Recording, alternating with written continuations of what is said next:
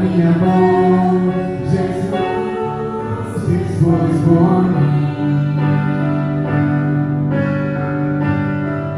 Se entregou em meu lugar e me deu uma nova chance. Eu vou recomeçar. Vou deixar na cruz tudo que passou, tudo que ficou pra trás. Olho pra Jesus, vou pra Jesus, o teu amor me chama. Eu dependo desse amor, do seu amor, mais que tudo.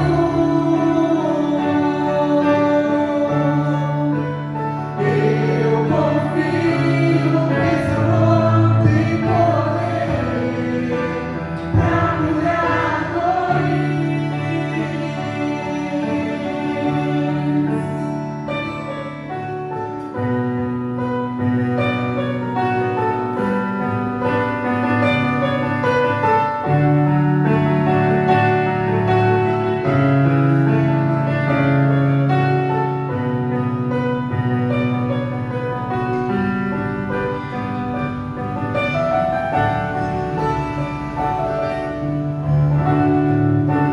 Vou deixar na cruz tudo que passou, tudo que ficou pra trás.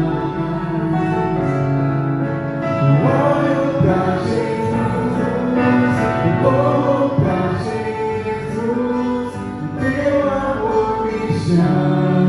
Amém.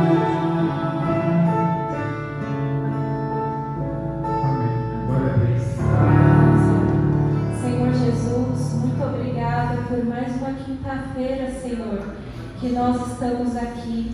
Obrigada, Pai, porque o Senhor cuidou de nós, o Senhor deu para cada pessoa aqui mais um dia de vida e nós te louvamos por isso, Jesus. Muito obrigada por aquilo que o Senhor fez lá na cruz por nós, mesmo sem merecermos, mas o Senhor se entregou por cada um de nós e nós te agradecemos por isso. Obrigado, Jesus, por tudo que o Senhor fez. Obrigado por tudo que o Senhor tem feito nas nossas vidas. E obrigada, Senhor, por tudo que o Senhor ainda vai fazer.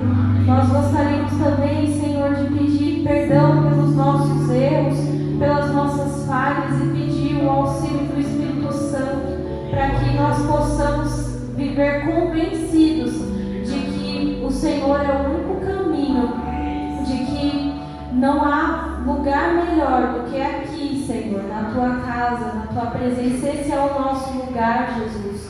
E que o teu Espírito nos ajude a permanecer no caminho. Fala conosco, ó Pai, na noite de hoje. Venha nos dar o entendimento que a inteligência humana talvez não consiga obter, não consegue compreender por meio de recursos humanos, mas por meio do teu Espírito nós podemos compreender aquilo que é espiritual e que se discerne espiritualmente. Então fica conosco, ó Deus, fala conosco, porque nós precisamos te ouvir, Senhor, mais do que nós precisamos de o alimento físico, de qualquer outra coisa, nós necessitamos ouvir ao Senhor, porque a tua palavra é o nosso alimento, é espírito e é vida. Por isso eu te peço, Senhor, fala conosco. Em nome de Jesus eu oro e agradeço. Amém.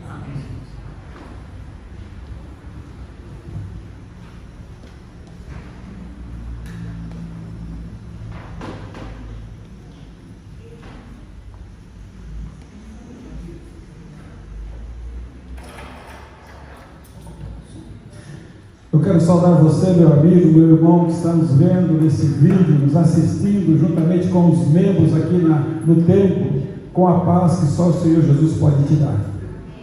Louva a Deus, porque nós vamos deixar, já deixamos na cruz tudo aquilo que ficou para trás, conforme nós cantamos nessa noite. E é um grande privilégio nós nos reunirmos mais uma vez Meus irmãos, esse tempo de pandemia faz a gente refletir muito sobre a importância da vida. E olha, você viveu, você acordou hoje pela manhã, você já fez as suas tarefas do dia a dia. E se você ainda não falou com Deus, e se você ainda não ouviu o Senhor falar com você, está faltando a parte mais importante do dia. Não durma sem o alimento espiritual. Não durma sem consultar a palavra do Senhor para que Ele fale contigo. Não concilie no sono sem agradecer a Deus pelo dia e sem deixar no altar do Senhor sua gratidão e as suas necessidades também.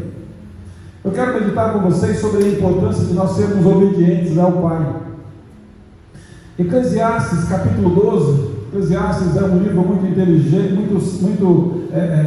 muito importante, fala sobre sabedoria. Salomão escrevendo Eclesiastes, então ele fala exatamente ali a suma da vida. Os dois últimos versículos, ele encerrando, falando sobre a velhice, falando sobre a mocidade, aí ele conclui dizendo, no versículo 13: de tudo que se tem ouvido, a suma é: teme a Deus e guarda os seus mandamentos, porque isto é o dever de todo homem. Porque Deus há de trazer a juízo todas as obras, até as que estão escondidas, quer sejam boas, quer sejam más. Esses dias eu preguei nesse capítulo. E agora eu quero falar também nesse mesmo capítulo sobre uma outra visão, sobre um outro prisma. Feche os teus olhos, abre os seus ouvidos e um sentimento muito bom assim, dizendo: Deus, eu quero que o Senhor fale comigo, Pai. Querido Deus, eu te agradeço por mais uma vez estarmos na tua casa. Peço as tuas bênçãos, peço a tua direção, peço que o Senhor fale conosco, meu Deus. Trabalha nos nossos corações, meu Deus, molda-nos. Porque quanto mais nós ouvirmos o Senhor falar conosco, Deus, menos problemas vamos ter na nossa vida, menos dificuldades vamos passar, ó Deus, menos perrengues nessa vida, ó Deus, e menos, ó Pai, nós vamos precisar ser corrigidos, porque nós estamos ouvindo a tua voz. Nos ensina a obedecer a tua vontade, a tua palavra, Deus, o teu querer, as tuas ordens e as tuas orientações. Unge os meus lábios e usa-me, ó Deus, como instrumento. É o que eu te peço no nome de Jesus Cristo. Amém. Amém. Meus queridos, se eu perguntar para você no começo dessa mensagem, você se considera um servo obediente a Deus? Você se considera um homem ou uma mulher obediente a Deus? Você se considera um filho obediente aos pais? Ou talvez você foi um filho ou uma filha obediente? Queridos, Tiago capítulo 2, versículo 8 diz assim: se de fato vocês obedecem à lei do reino encontrada nas Escrituras, que diz: ame ao seu próximo como a si mesmo, então vocês estão agindo corretamente. Mas ele diz o seguinte: se de fato vocês estão obedecendo aquilo que está escrito nas Escrituras. E quando nós pensamos nessa palavra, obedecer, obediente, significa que Deus passa para nós a todo instante tarefas. Interessante que Deus falava com Moisés e Moisés obedecia. Interessante, meus irmãos, que Deus falava com Josué e Josué obedecia. Interessante que Deus falava com o Pai, falava, Jesus ali nas suas orações, ele dizia: olha, eu estou fazendo a vontade do meu Pai. Meus irmãos, desde muito cedo a palavra obedecer, ela soa nos nossos ouvidos de uma maneira dura. Parece que obedecer é algo duro, é algo difícil. E nós ouvimos na escola os professores dizendo que nós, alunos, éramos desobedientes.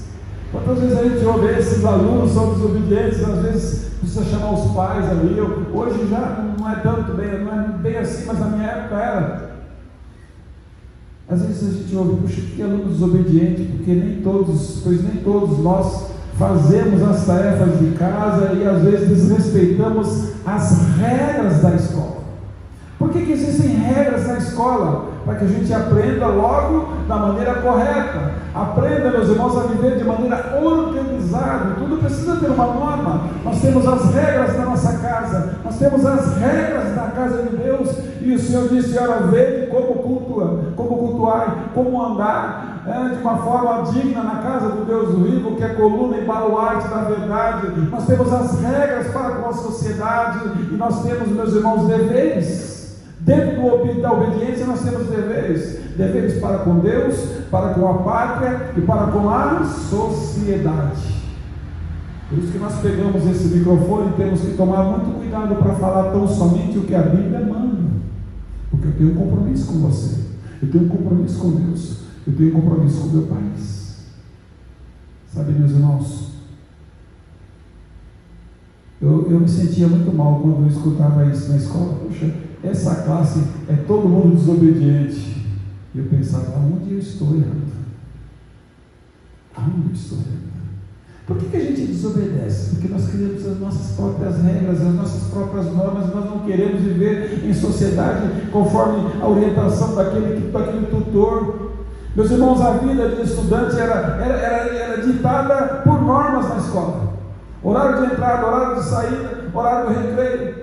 A prova, você tem a prova de 40 minutos e você não pode colar, e você tem que estudar antes. Você tem horário para tudo. Antigamente tinha uma fila, você tem uma hora que bate o sinal. Isso tudo para nos ensinar a viver de uma forma ordenadamente. Por isso que o Senhor fala, obedeça, para que a gente possa chegar a algum lugar. Já o autor de Eclesiastes, ele teve muitas outras experiências de vida. Ele deixou-se levar pelas paixões da juventude.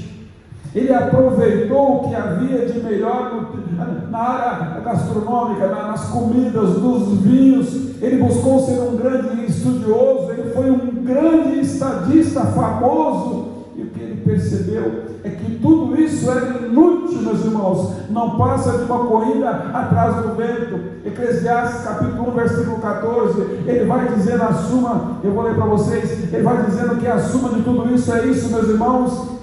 Eclesiastes 1,14 diz assim: atentai para todas as obras que se fazem debaixo do sol, e eis que tudo era vaidade e correr atrás do vento. Então ele chegou à conclusão de que tudo que ele aprendeu, de ser estadista, de aproveitar os melhores vinhos, as melhores comidas, meus irmãos, de ser admirado, tudo isso é vaidade.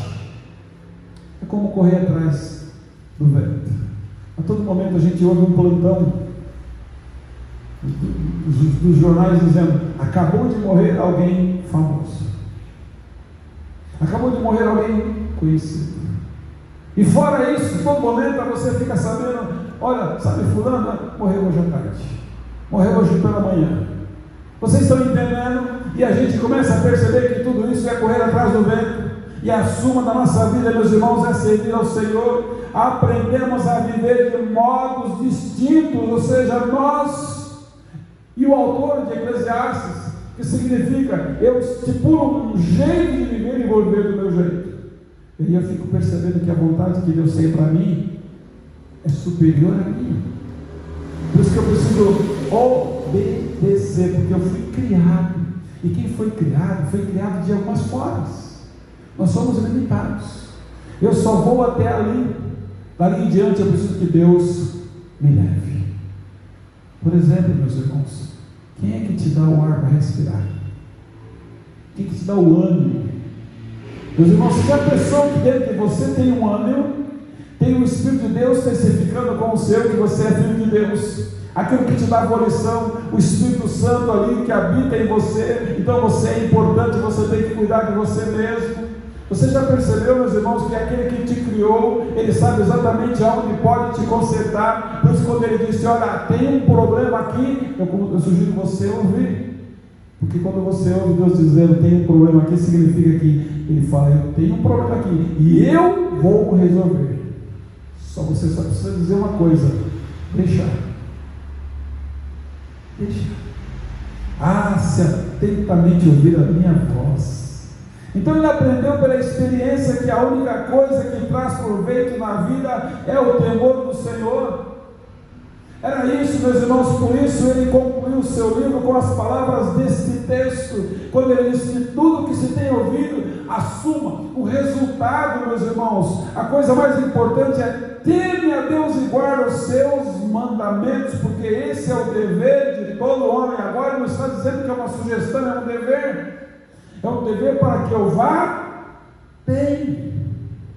Para que eu vá bem. E nós vivemos um problema muito sério no século XXI, é o amoldar ao mundo. é o amoldar as paixões do mundo. Meus queridos, nós vamos ter perdas e detrimentos em algumas áreas das nossas vidas. Por quê? Porque nós não vamos nos encaixar, então você vai perder coisas, você vai perder posições, você vai perder talvez prestígios, mas uma coisa é certa, você não perde a coisa mais importante, aquilo que Deus te deu, o Espírito Santo dentro de você, a salvação em Cristo Jesus, o agir dele na sua vida.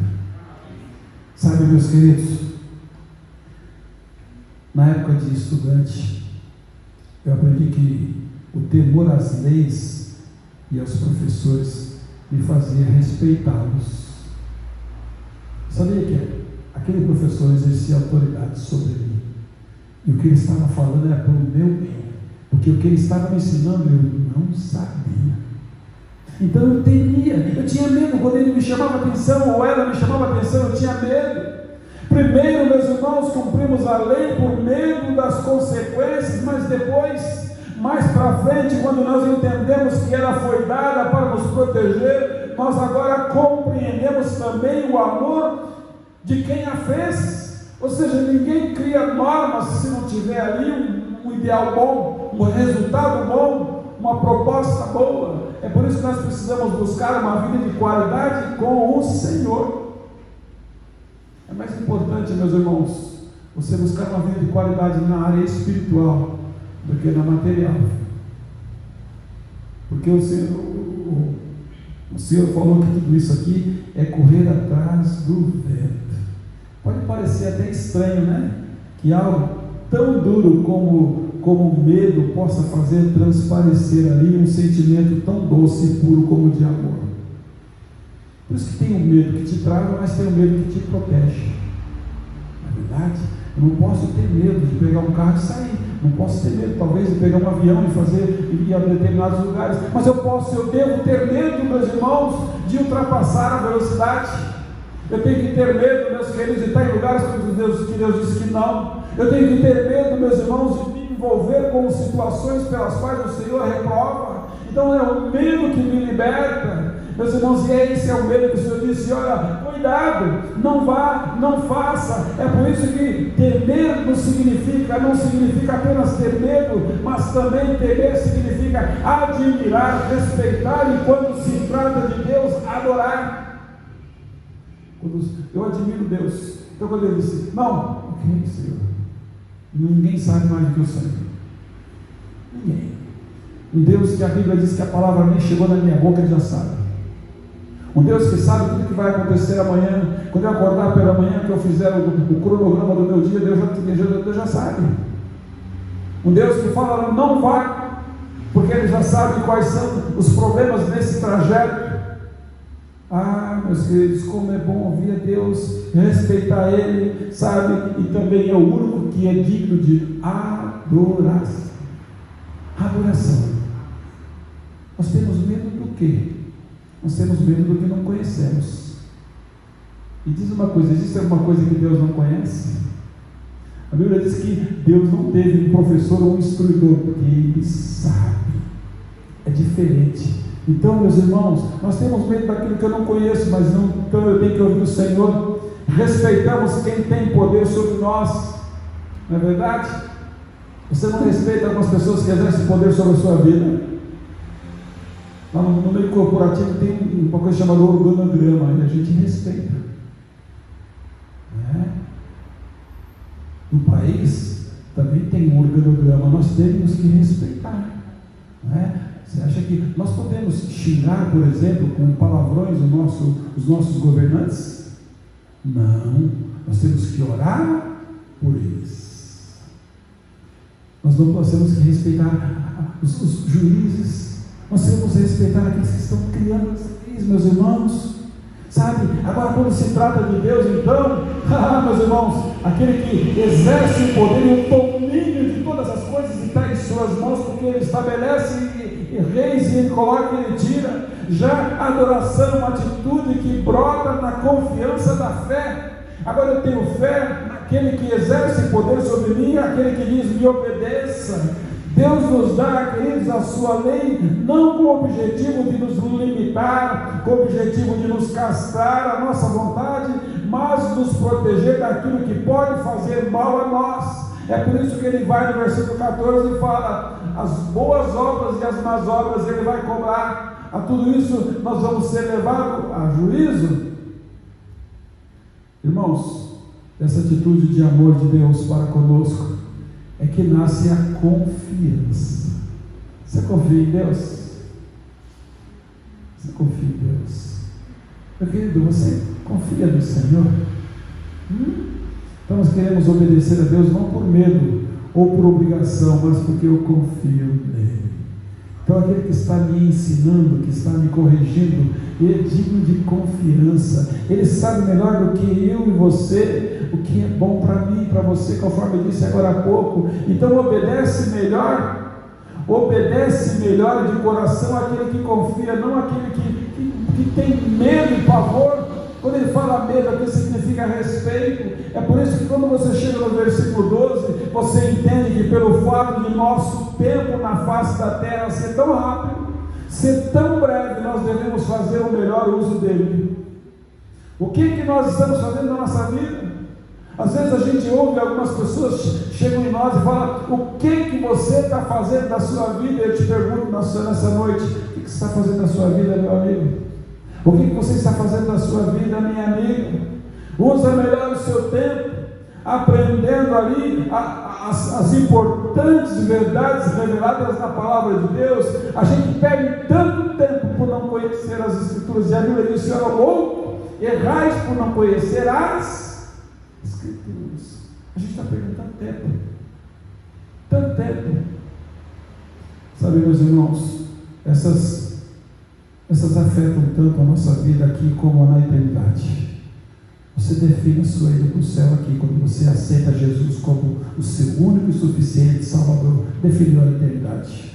Porque Ele veio fazer isso, Ele veio te salvar, Ele veio morrer no nosso lugar, Ele veio perdoar os nossos pecados, Ele veio tirar os nossos traumas, Ele veio levar sobre si as nossas dores e enfermidades, as nossas feridas, Ele veio nos encorajar. Tanto é que eu fico lembrando que Pedro, olhando para o Senhor, foi tomado por um ímpeto de coragem e caminhou rumo a Jesus. Os irmãos, Ele sabe muito mais. Então essas coisas afetam a nossa vida. Por isso é importante entender e obedecer isso. Meus irmãos, quero dizer uma coisa para vocês. Esses dois últimos versículos desse livro nos diz uma coisa. Na sua conclusão, Salomão apresentou um antídoto para a falta de propósito e direção na vida. Eu nunca vi tantas pessoas sem propósito hoje, sem direção. Levanta porque acordou, não tem propósito. Não quer estudar, não quer se formar, não quer buscar o conhecimento, não quer ser melhor, não quer se preparar para nada. Sabe? E a vida vai levando, e vai levando, e vai levando. Ah, meus irmãos, nós precisamos disso na nossa vida. Então Salomão disse: olha, a suma da minha vida é isso. Qual que é o antídoto que ele deixa para mim e para você? É temer a Deus e obedecer os seus mandamentos, não tem outro caminho. O Senhor disse lá em Deuteronômio: se atentamente você ouvir a voz do Senhor teu Deus. Ah, meus irmãos, você é feliz aonde você for. Aqueles que consideravam a vida injusta deveriam lembrar-se de que Deus julgará cada pessoa de acordo como ela respondeu ao chamado dele e agiu a partir de então. Às vezes a gente lembra que a mensagem da semana passada, as nossas escolhas, as nossas ações, aquilo que nós fazemos, aonde é que nós vamos. Meus irmãos, nós precisamos tomar conta das nossas decisões e escolher o melhor. Qual é o melhor que eu escolho? Eu escolho Deus para a minha vida. Eu quero que você escolha Deus para a sua vida também, queridos. É a melhor escolha que você vai fazer. Eu quero te perguntar duas coisas. Você tem uma vida compromissada com Deus? Qual é o seu compromisso com Deus? O Senhor disse: olha, buscai pois em primeiro lugar o reino de Deus e a sua justiça, e as demais coisas não serão acrescentadas. É compromisso? Qual é o meu compromisso? Primeiro, Deus. Depois, ela está A sua vida está à altura dos padrões de Deus? A que altura é essa? Simplicidade. Simplicidade. Uma vida onde Ele é o seu Senhor, o seu comando. A gente gosta muito de ter o Senhor na qualidade de Salvador, né? Jesus é o meu Salvador, mas Ele não é só Salvador, Ele também é Senhor. Por que Ele é Senhor? Para que você não perca aquilo que Ele está colocando nas suas mãos. Para que você faça melhor uso da sua vida, dos seus dons, dos seus talentos, para que você viva bem, meus queridos. Você precisa dele como Senhor. Não importa quais sejam os mistérios ou as contradições da vida, nós devemos trabalhar com o único propósito de conhecer a Deus. Você é assim a razão. Vamos correr, vamos prosseguir em conhecer ao Senhor. Nós precisamos conhecer. E a Bíblia diz que o povo tem se corrompido por falta de conhecimento. É diferente de ouvir falar de Deus. E olha que eu estou falando para você de um Deus que faz milagres, um Deus que pode transformar a sua vida sim, mas eu estou falando para você, meus irmãos, de um Deus que quer conviver com você, relacionamento. É por isso que logo pela manhã você precisa consultar a sua voz, e sempre que Deus falar, eu te sugiro você, dê ouvidos, se interesse pelas coisas de Deus. Meus queridos, Ele precisa ser o seu maior propósito. Em Eclesiastes, Salomão nos mostrou que devemos desfrutar a vida, mas isso não nos isenta de obedecer aos mandamentos dele. Você tem que fazer o melhor uso da sua vida. E vou dizer para você, com Deus, você vai desfrutar o melhor dessa terra. O melhor dessa terra você vai desfrutar se você estiver sob a direção de Deus, sob a direção desse Senhor, meus queridos. Não tenha medo. Por isso nós devemos buscar o propósito e o significado dela, meus irmãos. Qual que é o significado dela? O significado de toda ela está em quem fez ela. Então nós devemos reconhecer o mal, devemos reconhecer ali as tolices e as injustiças que existem nesse mundo. Como que eu tenho, meus queridos, mantendo uma atitude positiva e uma forte fé em Deus, uma fé inabalável, uma fé que eu creio, uma fé que eu sei que, apesar daquela noite eu não ter conseguido dormir, eu tenho certeza que está nas mãos do Senhor, Ele que vai agir. E volta a minha paz, como a gente canta, Ele descanso e vem. Meus irmãos, todas as pessoas, todas, versículo 14 diz que todas as pessoas comparecerão diante do Senhor e serão julgados pelo que fizeram, serão indesculpáveis pelos seus fracassos, indesculpáveis, porque o Senhor disse: olha, vai que eu te ajudarei. Eu te ajudarei. Ele quer te ensinar algo novo. Que Eclesiastes possa nos ajudar a fazer algumas coisas que eu quero levar você a pensar no final dessa mensagem. Que Eclesiastes possa ajudar você a reconhecer que o esforço humano sem a presença de Deus é inútil. Você pode fazer tudo, se não tiver a presença de Deus, é inútil. É inútil. Segunda coisa, colocar Deus em primeiro lugar a partir de agora. Deus não está preocupado com como você viveu até aqui, está preocupado com como você vai viver daqui para frente. Prefira Deus, queira Deus, aceite Deus, mas Ele tem normas, Ele tem padrões, Ele tem regras. Tudo isso é para que você viva bem. Sabemos, terceira coisa, receber todas as coisas boas como dádivas de Deus. O que você tem de confortável na sua vida, a sua saúde, sabe, o seu alimento, o conforto do seu lar, isso é dádiva de Deus, queridos. Depois, última coisa, compreender que Deus julgará a todos que tenham vivido de um modo bom ou de um modo mau.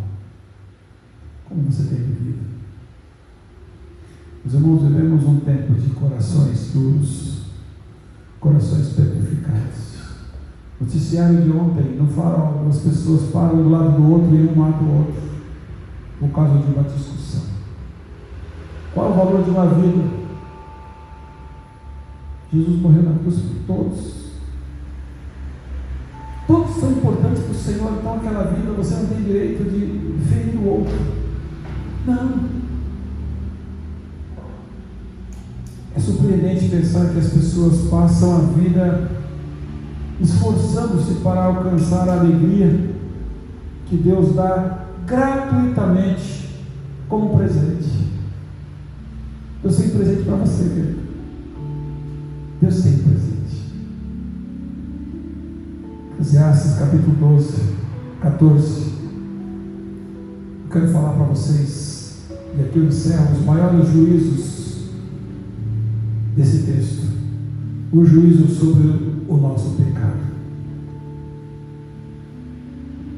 É o maior e o mais abençoado juízo. Ele caiu pela vontade de Deus sobre o seu Filho, quando Ele tomou sobre si, lá na cruz, os nossos pecados. Por que você está carregando pecados, queridos? Confesse o seu pecado ao Senhor, porque Ele é fiel e justo para te perdoar os pecados e te purificar de toda a injustiça. O juízo sobre as obras dos crentes acontecerá após o arrebatamento da igreja, queridos. Lucro ou perda será resultado deste juízo. Por isso você, meu irmão, que tem o ministério da reconciliação, sai pregando que Jesus Cristo está salvando, Ele quer salvar, e que não tem salvação em nenhum outro. O juízo sobre o povo de Israel, Mateus 24, acontecerá através de muitas perseguições durante a grande tribulação. Então Deus julgará o seu povo por rejeitar o seu Filho. Nesse período de juízo, alguns se converterão. O juízo de Deus sobre as nações, Mateus 25, 31 a 46. Realizar-se-á na segunda vinda de Cristo em glória. Então Deus julgará as nações por causa das crueldades cometidas contra o seu povo, contra Israel, porque Ele chama Israel de seus irmãos. E o juízo dos mortos, né? Perante o trono branco. Um para um lugar e outro para o outro. Você tem escolha hoje, vida ou morte.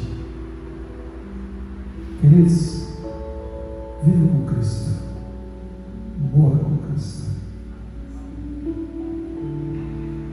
E você só morre uma vez, porque quando você nasce em Cristo Jesus, o seu nome está escrito no livro da vida, e ele precisa ser encontrado lá no livro da vida. Como é que você está de obediência do Senhor? Feche seus olhos, baixe sua cabeça, fala com o Senhor. Você tem sido obediente ao Senhor?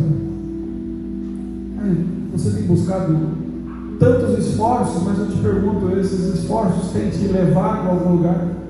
Tem te ajudado?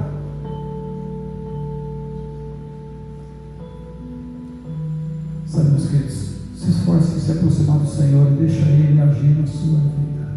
Ora comigo. Deus querido, me ajuda, Senhor, porque muitas vezes eu tenho sido levado pelo sistema do mundo, Senhor, um mundo que nada tem a ver contigo, e isso tem me tornado desobediente a Ti. Mas eu quero voltar a ser aquele homem, aquela mulher obediente ao Senhor, porque eu reconheço, ó Deus, que o Senhor é digno de honra, de glória, de louvor, e uma das formas de honrar e glorificar o Teu nome, Deus, é Te obedecer. Não tem como, Deus, eu dizer, eu sou servo do Senhor e se eu não Te obedecer. É a maior prova de que eu te amo, ó Deus, é quando eu Te obedeço. Ensina-nos, ó Deus. Vivifica dentro de nós, ó Deus, novamente esse desejo de estar na Tua presença, estar na Tua causa, ó Deus. Nos ajuda, Senhor, a não tomar os moldes do sistema chamado mundo, mas nós queremos nos amoldar a Ti, Senhor, do jeito que o Senhor quer, simples,